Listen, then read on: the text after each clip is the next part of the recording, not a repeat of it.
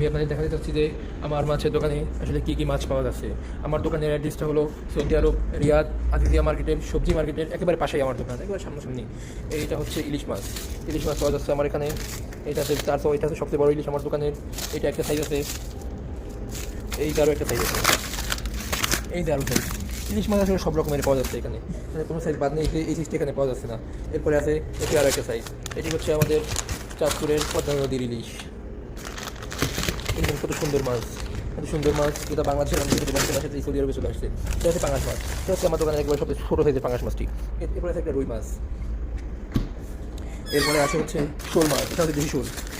এটা এটি হচ্ছে মিয়ানমারি শোল। এটা বাইক মাছ।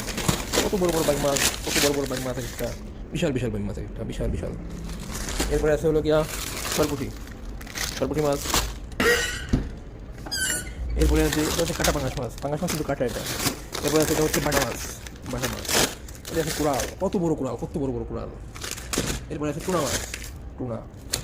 এরপরে আছে কালীবাউস। এরপরে আছে টাকি মাছ। সব রকমের মাছই আছে এখানে আল্লাহর রহমতে। আমাদের এখানে সকল রকমের মাছ পাওয়া যায়, সকল ভ্যারাইটির মাছ পাওয়া যায় এখানে। এই হচ্ছে লোনা ইলিশ, এই হচ্ছে চাপা শুটকি। এরপরে আছে টুনা মাছের বাচ্চা, যেটাকে বলা হয় ম্যাকরেল। এরপরে আছে কাতলা মাছ আপাতত বড়গুলো শেষ প্রায় না, বড় এক পিস আছে, এগুলো ছোটো ছোটো আছে কিছু। এরপরে এখানে পাওয়া যাচ্ছে তেলাপিয়া মাছ। এরপরে আছে চিংড়ি মাছ।